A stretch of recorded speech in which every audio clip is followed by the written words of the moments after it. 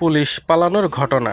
British সরকারকে তাড়াতে যারা নেতৃত্ব দেন তাদের উপর এদেশের আলেমদের জোর প্রভাব ছিল। তাই মাওলানা কাসেম নানতুবি রহমতুল্লাহি আলাইহির বিরুদ্ধে ব্রিটিশের গ্রেফতারি পরোয়ানা জারি হয়। পুলিশের হাত এড়ানোর জন্য মাওলানা আত্মগোপন করেন, কিন্তু ব্রিটিশ পুলিশ দুরন্ত শক্তিধর। তাদের হাত থেকে নিজেকে রক্ষা করা এক কঠিন ব্যাপার। মাওলানা কাসেম এক মসজিদে এবাদতে মশগুল ছিলেন। পুলিশের দল সেখানে গিয়ে হাজির। সবাই মসজিদটি ঘিরে ফেলল। এবার আর পালাবার পথ নাই। একজন পুলিশ মসজিদের দরজায় দাঁড়িয়ে মাওলানা কাসেমকে জিজ্ঞাসা করল, আপনি কি এখানে কোথাও মাওলানা কাসেমকে দেখেছেন?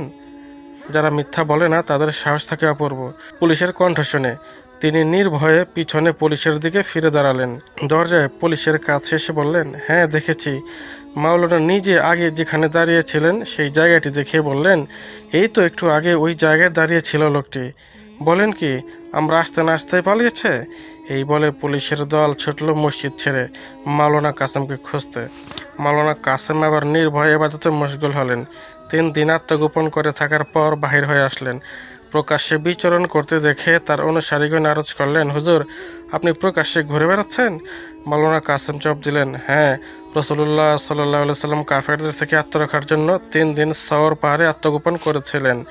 আমিও 3 দিনের বেশি আত্মগোপন করে থাকতে পারি না। আমি রাসূলের সুন্নতের উপর আমল করেছি মাত্র। সেই সুন্নতের বরকতে দেখা গেল সেই দিনই ব্রিটিশ সরকার তার বিরুদ্ধে গ্রেফতারি পরোয়ানা প্রত্যাহার করেছে।